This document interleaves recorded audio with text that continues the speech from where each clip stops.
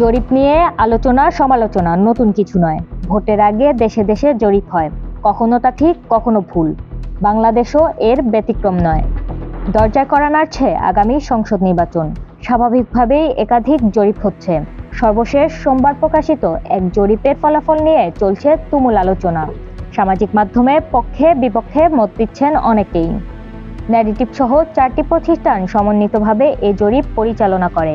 এতে আগামী নির্বাচনে বিএনপি ও জামায়াতের মধ্যে হাড্ডাহাড্ডি লড়াইয়ের আভাস পাওয়া যায়। এই জরিপ অনুযায়ী আসন্ন নির্বাচনে বিএনপিকে ভোট দিতে ইচ্ছুক 34.7% ভোটার, 33.6% ভোটার ভোট দিতে চায় জামায়াতকে, এনসিপিকে 7.1%, ইসলামী আন্দোলন বাংলাদেশকে 3.1% ভোট দিতে চায়। অন্যান্য দলকে ভোট দিতে চায় 4.5% ভোটার।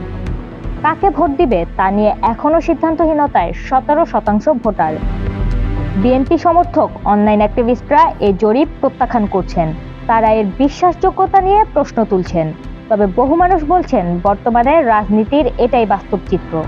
অনেকে আবার ডাকসু নির্বাচনে ন্যারেটিভ পরিচালিত জরিপ সঠিক হওয়ার প্রসঙ্গটি উপস্থাপন করছেন। গেল 1.5 বছরে নির্বাচন নিয়ে একাধিক জরিপ পরিচালিত হয়েছে। সম্প্রতি একটি জরিপ নিয়েও বিতর্ক হয়। যে জরিপের ফলাফলে বলা হয়েছিল 70% মানুষ বিএনপিকে এবং 19% মানুষ জামায়াতকে ভোট দিতে চায়। বেসরকারি সংস্থা eminence associate for social development এই জরিপটি পরিচালনা করেন। এর আগে পরিচালিত জরিপগুলোর ফলাফলে অবশ্য একটি সাধারণ মিল ছিল। সবগুলো জরিপেই বিএনপির পর বেশি জনসমর্থন দেখা যায় জামায়াতের। কোনো জরিপে দল দুটির ভোটের ব্যবধান 10% ছিল, কোনো জরিপে ছিল তার চেয়েও কম।